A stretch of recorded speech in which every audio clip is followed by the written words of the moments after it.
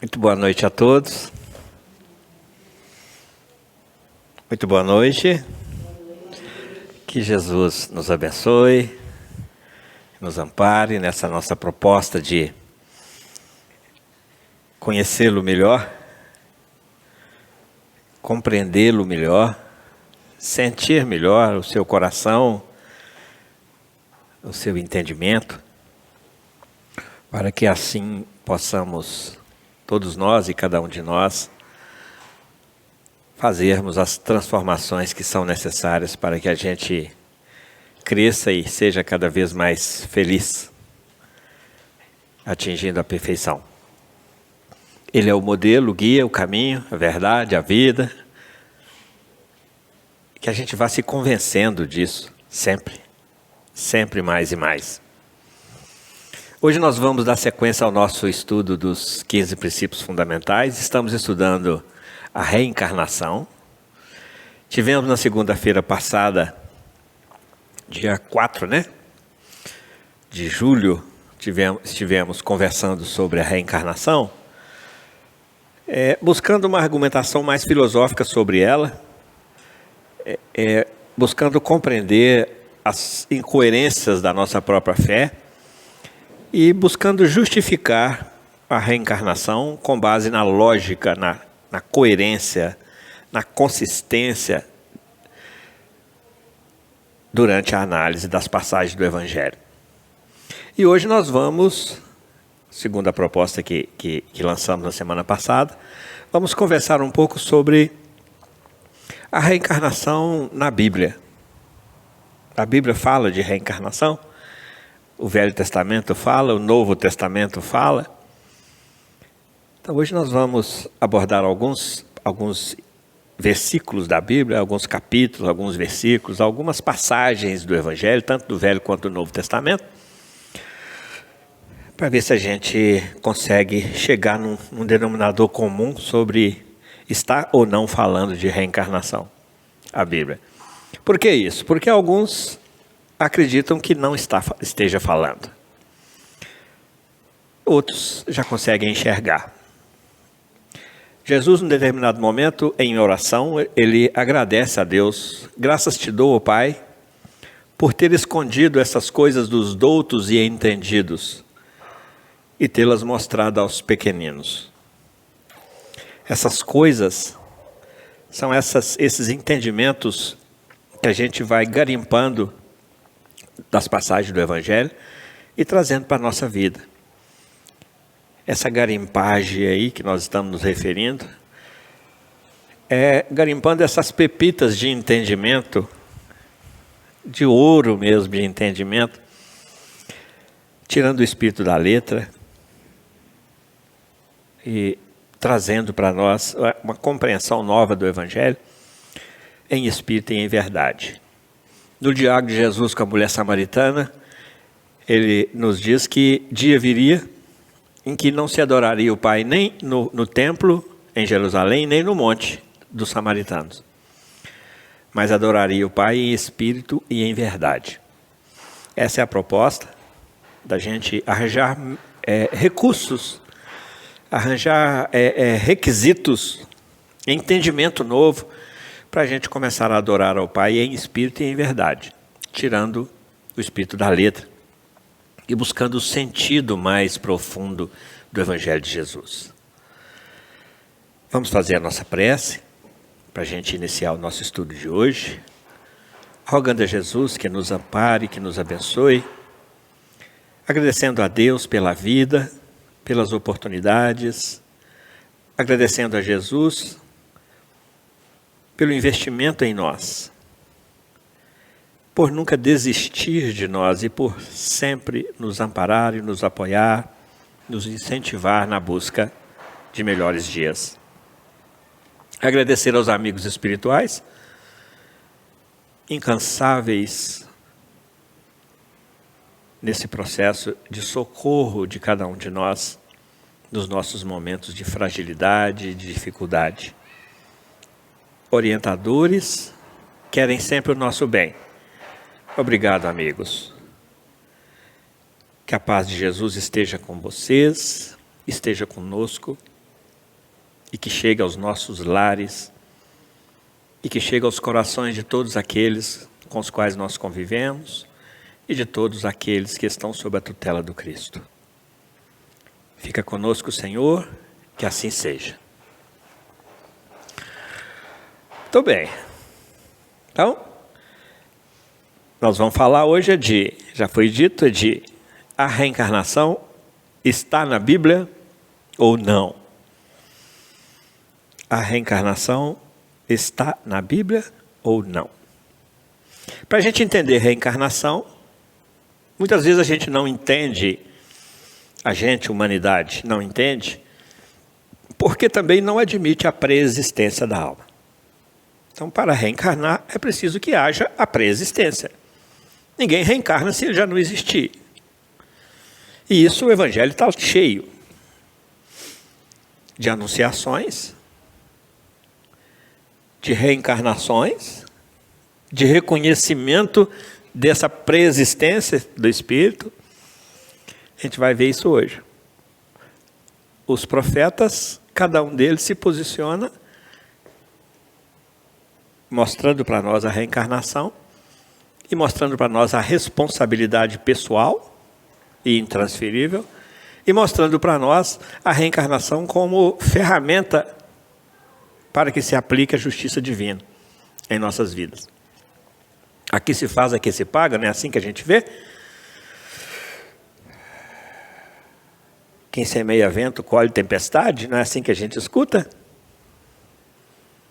A árvore boa dá bons frutos, mas a árvore má dá maus frutos. E não pode uma árvore má dar bons frutos, ela precisa se melhorar para poder dar bons frutos. Então o Evangelho está cheio desses ensinamentos. Que árvore é essa? Cortou, secou, acabou, ela não brota, não renasce. Então são questões que a gente precisa de começar a pensar diferente de tudo que a gente tem pensado até agora nessa análise do Evangelho de Jesus. Para a gente iniciar a nossa conversa sobre a reencarnação está na Bíblia, vamos começar com o primeiro dos 10 mandamentos. Primeiro, a lei divina que Jesus fala assim, eu não vim derrogar a lei, é a lei divina. É os 10 mandamentos. Os 10 mandamentos é a lei divina. Moisés então entra com a lei mosaica, a lei humana, muito mais para regulamentar essa lei segundo as necessidades e os costumes nossos, o nosso momento de evolução naquele ponto, o nosso estágio de evolução. E aí Moisés escreve 5 livros que giram todos em torno dos 10 mandamentos. E o primeiro dos mandamentos, que chega para nós até hoje, amar a Deus sobre todas as coisas, quando a gente o lê lá no capítulo 20 do livro do Êxodo, que depois se repete no capítulo 5 do livro Deuteronômio, que são 2 livros de Moisés, atribuídos a Moisés. Por que ele se repete? É porque nós conhecemos aquela passagem que Moisés chega e apresenta, vai para o monte, recebe as tábuas da lei divina, dos 10 mandamentos, e depois ele chega, o povo estava adorando o bezerro de ouro. Lembramos dessa passagem? E aí Moisés então atira aquelas pedras lá no bezerro e destrói tudo, e vamos quebrar tudo, é aquela coisa. E depois Moisés volta para o monte e recebe a tábua de novo. Literalmente há alguma divergência entre a do Êxodo e a do Deuteronômio. Mas a essência permanece. Literalmente algumas divergências, algumas diferenças. Mas a essência, o espírito mesmo permanece. A mensagem. E a primeira, chegou para nós que o primeiro mandamento é amar a Deus sobre todas as coisas. E se a gente for ler o primeiro mandamento, a gente vai ver que não está falando nada de amor. Porque não cabia amor naquele momento. Está falando ali de respeito, de temor, de respeito, está falando de disciplinamento. O primeiro mandamento. Vamos ler? Vamos lê-lo. Para a gente pegar na íntegra. Êxodo 20. Os 10 mandamentos. Eu sou o Senhor, teu Deus. Esse é o primeiro mandamento. Que te tirei da terra do Egito, da casa da servidão. Não terás outros deuses diante de mim. Não farás para ti imagem de escultura, nem semelhança alguma do que há em cima dos céus, nem embaixo da terra, nem nas águas debaixo da terra. Não as adorarás, nem lhes darás culto, porque eu sou o Deus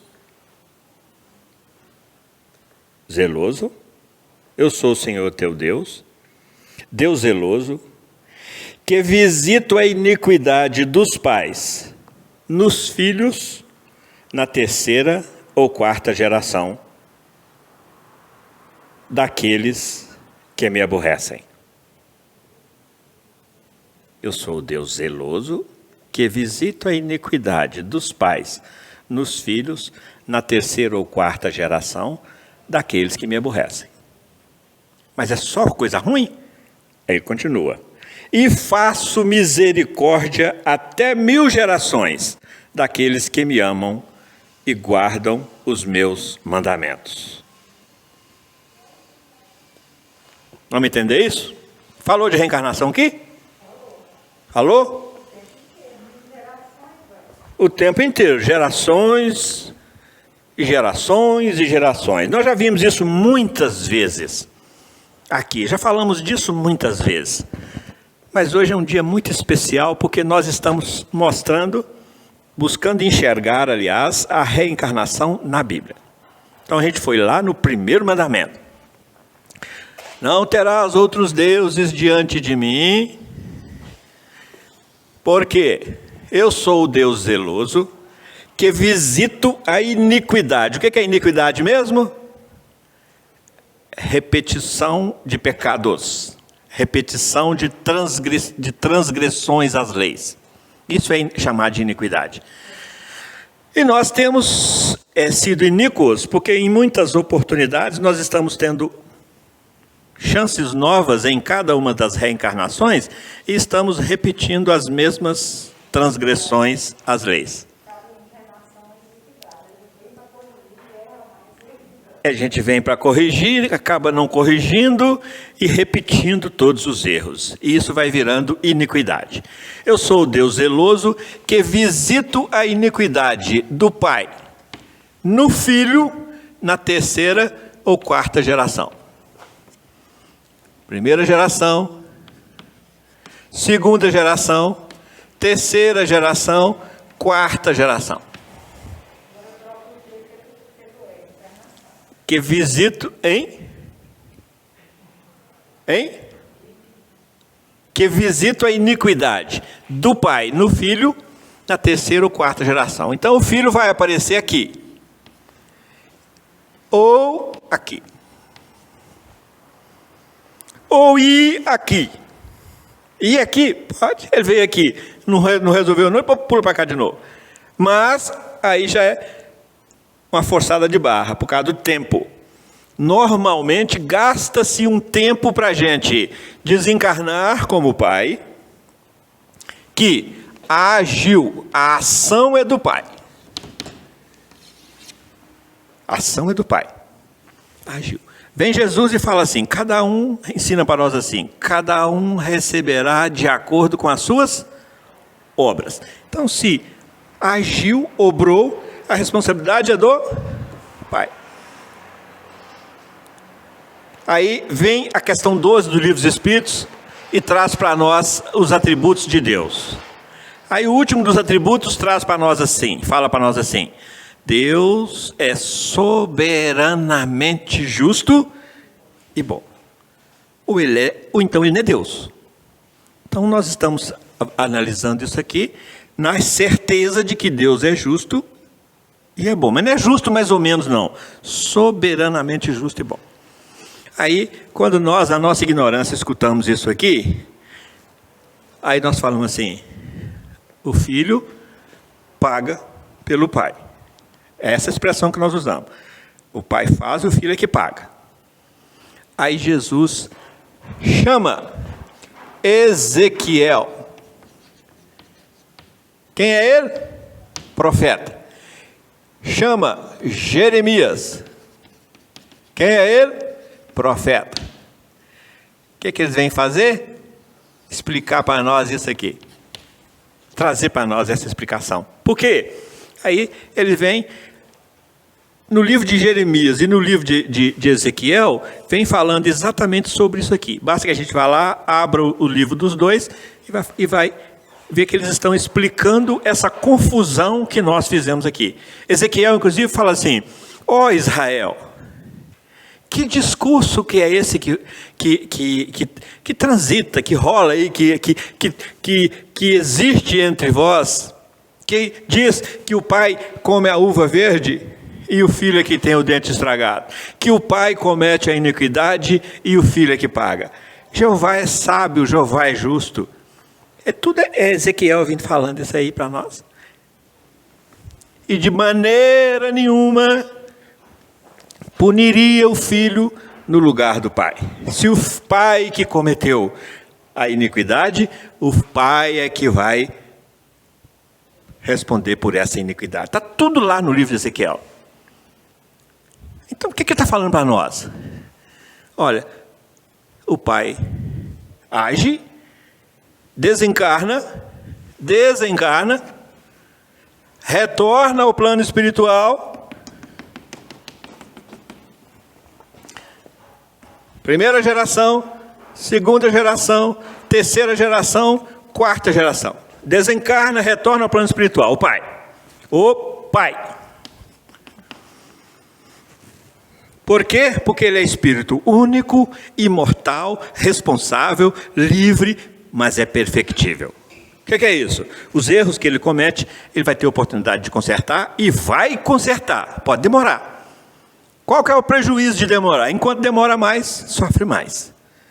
Consertou? Onde é que nós vamos ver isso? No capítulo 10, 7 do livro Céu e Inferno, Código Penal da Vida Futura. Acabou o motivo da punição, acabou a punição. Vai tratar das penas, da duração das penas para nós.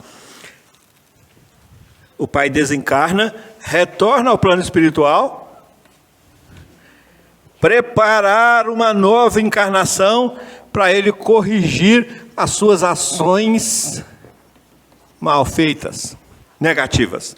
Preparar uma nova encarnação, cair em si, porque muitas vezes o orgulho e o egoísmo é tão forte que desencarna e demora a cair em si, a reconhecer o próprio erro.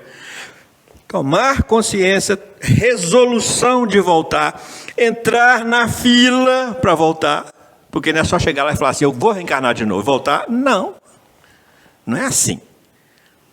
Tem toda uma ordem também do lado de lá, porque existem outros do lado de lá e que estão... Agora, de 1850 para cá, deu uma acelerada. Nós já temos conversado isso aqui e falado. De 1850 para cá, do ano de 1850 para cá, quase 7 bilhões de almas reencarnaram. Então a fila andou, né? A fila correu lá de lá. Porque até 1850 a gente tinha 1 bilhão de almas. Mas isso aqui foi escrito há 4.000 anos atrás, aproximadamente.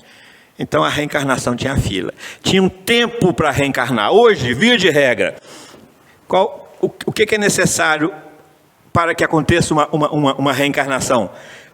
Retorno, tomada de consciência, planejamento dessa encarnação. Vamos voltar. Onde é que vem? Aqui ou aqui. Isso aqui é tempo de preparação. Como é que ele vai surgir aqui? Como filho. O filho.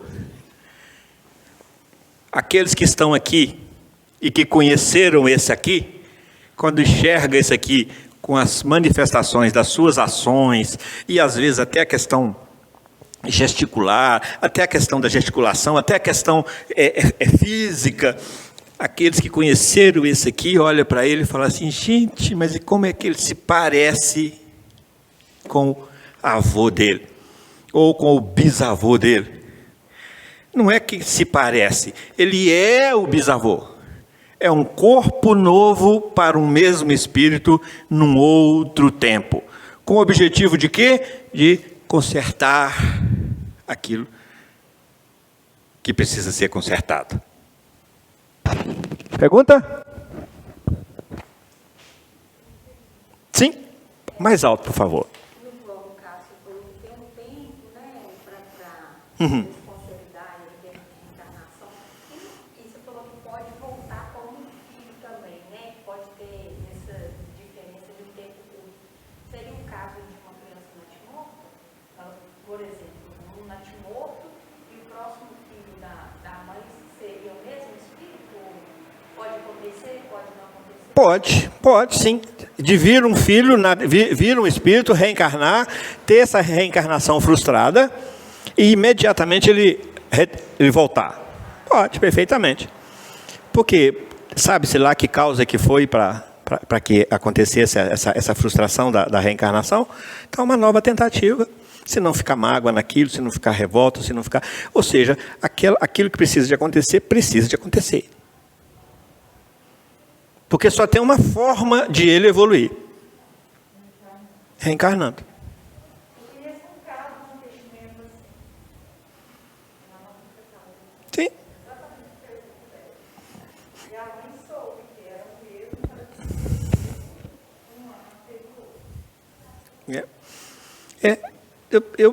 Eu vivi uma experiência dessa. Eu não soube.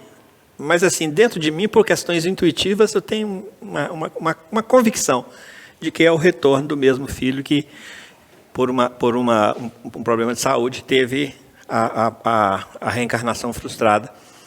E ficamos esperando ele de volta, daqui a pouco ele chegou. Chegou. É um filho amado. Amado. Esperado. Então...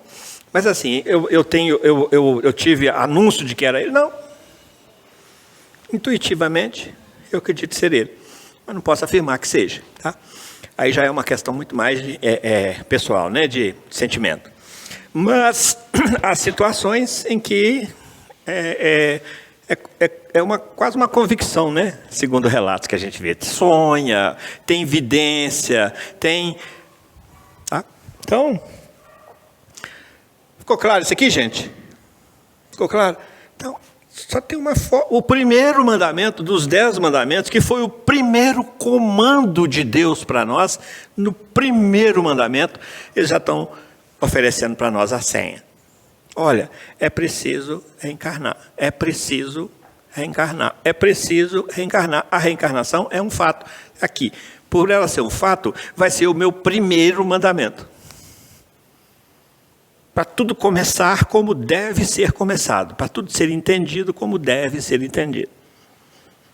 Para que essa perfectibilidade que cada um de nós possui, que é essa capacidade de se melhorar sempre, para que essa perfectibilidade se cumpra. Para isso é preciso de ter oportunidades novas. Não dá para a gente progredir se nós ficarmos estacionados em ação. Cada um receberá de acordo com as suas obras, boas ou más. Mas cada um receberá, segundo a justiça e a bondade divina, de acordo com as suas obras. Então não é entender que o filho pagava pelo pai, foi de um tempo da nossa absoluta ignorância, a nossa absoluta incapacidade de raciocinar. Só que hoje o nosso raciocínio já não suporta mais isso, já não dá conta disso mais. Porque hoje as coisas estão mais claras para nós. E hoje nós filosofamos. O que é isso? Nós exercemos essa criticidade. E nós começamos a buscar a coerência da nossa própria fé. Porque se eu acreditar nisso aqui, de que o filho responde pelos erros do pai, aí Deus vira um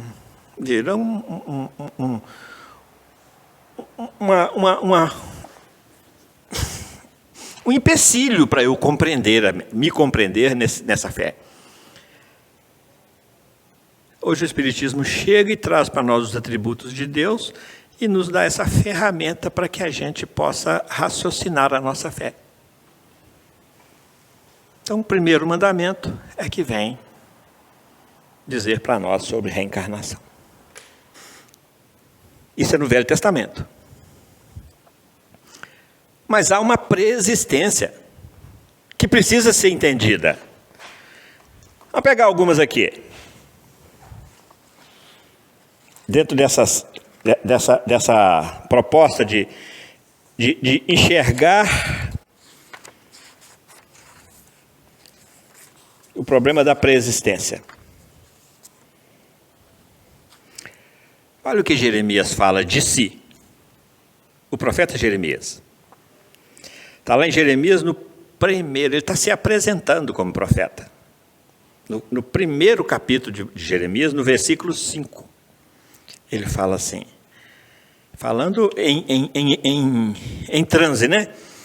Antes que eu te formasse no ventre, te conheci.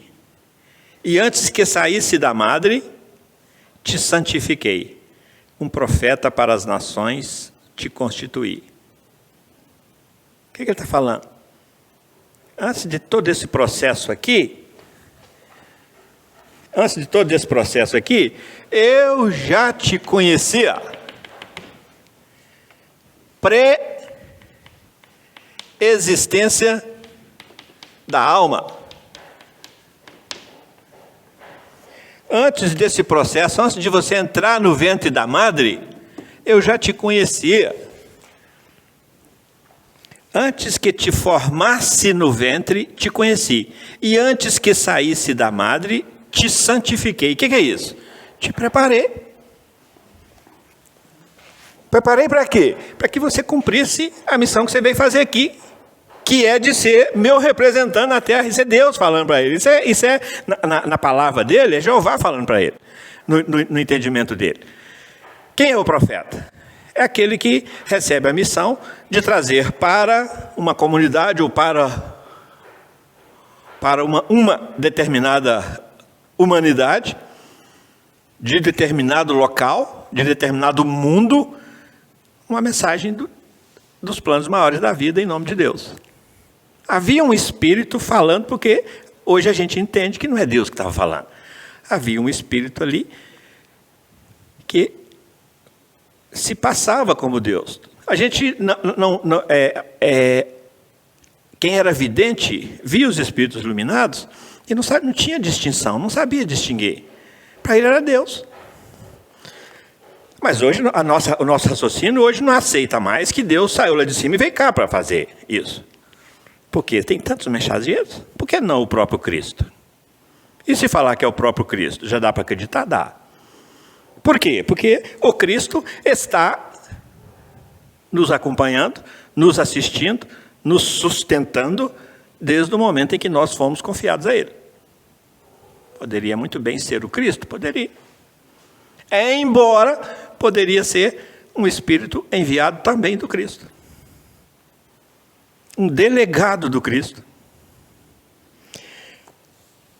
Te santifiquei. 2 pontos. Um profeta para as nações, te constituí.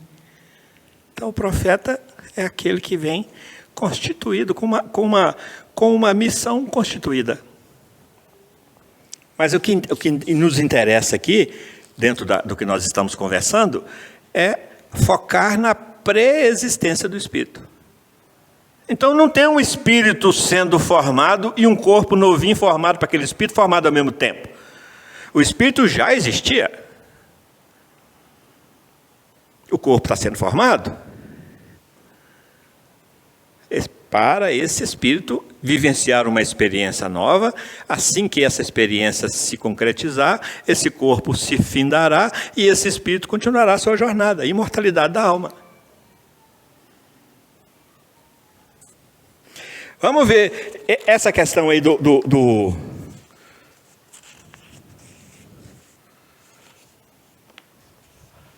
livro de sabedoria de Salomão, no Velho Testamento. Olha o que traz para nós. Sabedoria, capítulo 8, versículo 19 e 20, quem estiver anotando aí. Eu era um menino bom, dotado de uma boa alma, escreve o autor de Sabedoria. Como era bom, vim para um corpo incontaminado. Como é que vai ser o meu corpo nesse processo de reencarnação? Vai depender da qualidade do meu espírito. Se eu for um menino bom, um espírito bom, eu vou, obviamente, vivenciar as minhas experiências num corpo incontaminado. O que é isso? Um corpo que não esteja surdo, cego, mudo, paralítico, adoecido, com os miúdos, tudo problemático, os miúdos aqui, tudo cheio de problema. Por quê, gente? Lei de causa e efeito. Lei de causa e efeito. O que nós entendemos, o que nós já aprendemos lá no estudo de perispírito? O perispírito é o arquivo, e ele tem uma função que é de formatar o nosso corpo físico. Se nesse arquivo as transgressões estão marcantes, a lei de causa e efeito vai chamar para que aquilo se manifeste na formação do corpo. É isso que ele está falando aqui.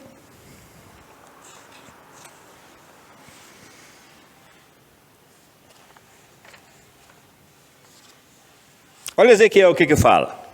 Essa é muito boa.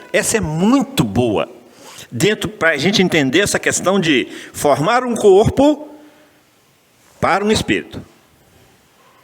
No capítulo 37 de sua obra, Ezequiel descreve uma visão dramática. Preciso de ler ela toda, porque ela merece ser lida toda. Foi levado em transe para um local onde contemplava um campo coberto de ossos humanos ressequidos. Visão, simbologia. O Espírito lhe pergunta: você acha que esses ossos possam reviver? Eu, pois, profetizei como o Senhor me tinha mandado, e enquanto eu profetizava, ouviu-se um ruído, depois fez-se um rebuliço. Os ossos aproximavam-se uns dos outros, pondo-se cada um na sua juntura. Olhei, e eis que a pele se estendeu por cima. Para eles não tinham espírito. Mas eles não tinham espírito. O que ele está falando aqui? De um corpo em formação. Os ossos, os membros, a pele, a visão dele. Mas aquele corpo não tinha um espírito vinculado a ele ainda. Então, disse-me o Senhor, profetiza ao Espírito, Filho do homem, e dize ao Espírito, isto se o Senhor Deus diz, Espírito, vem dos 4 ventos, sopra sobre esses mortos e revivam. O que Jesus fala para Nicodemos lá? Porque o o vento assopra onde quer. O que é o vento? Que Jesus está usando a simbologia? Espírito. Porque o vento assopra onde quer, e não sabes de onde ele vem, nem para onde vai. Lá no diálogo de Jesus com Nicodemos. Está voltando aqui, Jesus está repetindo lá o mesmo ensinamento aqui que Ezequiel traz para nós. Profetizei, pois, como o Senhor me tinha ordenado. O Espírito entrou neles e viveram. Levantaram sobre seus pés, era um exército numeroso ao extremo. O que é isso, gente? Israel estava sendo dominado em guerra, porque o povo naquela época guerreava demais, né? Deus, inclusive, era Deus dos exércitos. E aí, Ezequiel está tendo aqui uma visão de um processo de reencarnação em massa, para se constituir um novo exército para libertar Israel. Lá na passagem do Velho Testamento, o foco é nisso aqui. O que ele está vendo ali? Um processo de reencarnação em massa para, dentro de Israel, para socorrer, para fortalecer o inumeroso, o extremo exército que ele usa. Então, o que ele está falando para nós aqui? Corpos são corpos. O que Jesus fala lá com Nicodemos? Porque o que é nascido da carne é carne. E o que é nascido do Espírito é Espírito. Lembra dessa passagem lá de Nicodemos? Ele está distinguindo Deus, espírito e matéria. Há uma relação entre espírito e matéria que precisa de continuar, porque ela fomenta o progresso. Mas corpo é corpo, espírito é espírito. Isso está muito claro. A doutrina traz isso para nós muito claro. Só que necessitam um do outro para exercer em si. O espírito necessita da matéria? Necessita. Tanto é que reencarna nela. Questão 132 do Livro dos Espíritos.